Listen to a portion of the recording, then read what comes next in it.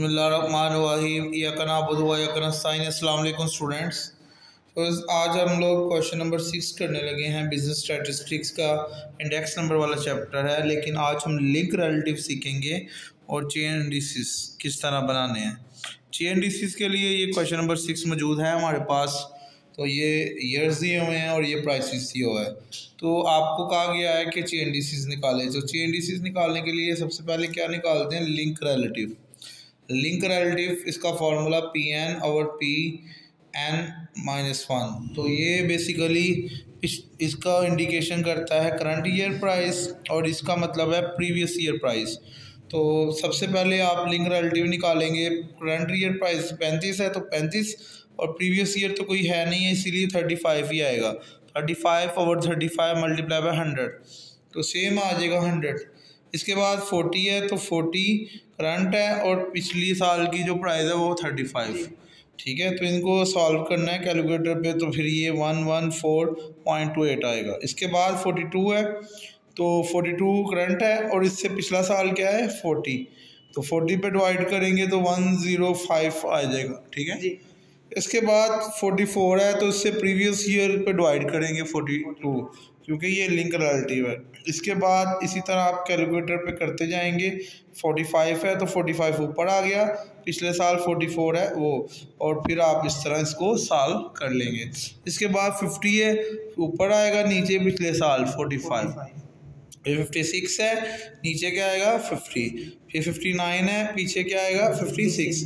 तो बेटा ये जो आपके सामने आंसर आ गए हैं इसे कहते हैं लिंक रिलेटिव। क्या है? Link relative. तो बेटा आपके सामने लिंक रिलेटिव तो निकल आया, ये आपके सामने ये लाइन है। लेकिन अब आपने चेन इंडिसेस निकालना है ना, तो बेटा चेन इंडिसेस के लिए अब आपने ध्यान करना है थोड़ा सा। चेन इंडिसेस के मैं बताने लगा हूँ, सॉल्व मैंने कर दिया हुआ है, लेकिन आपको समझना है आपने अपने रजिस्टर पे कैसे सॉल्व करना है।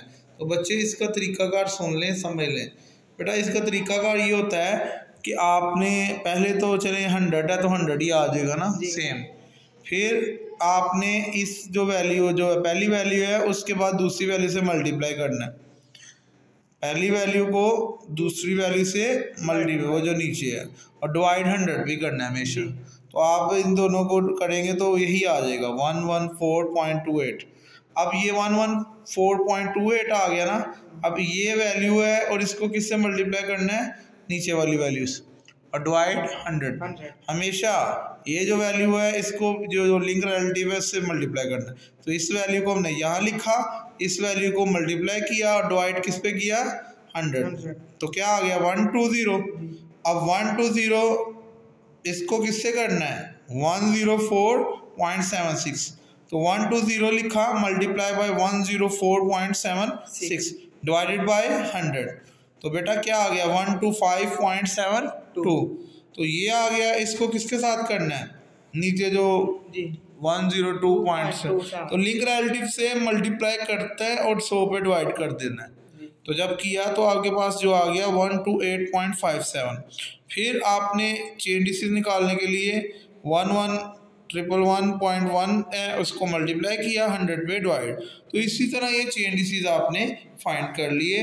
लास्ट पे ये कैलकुलेटर आप इस पे कैलकुलेशन कीजिएगा तो इसका आंसर यहाँ पे लिख लीजिएगा। अब बेटा ये जो आंसर आएगा ये है चेन इंडिसेस। तो क्वेश्चन नंबर 7 भी ऐसे है।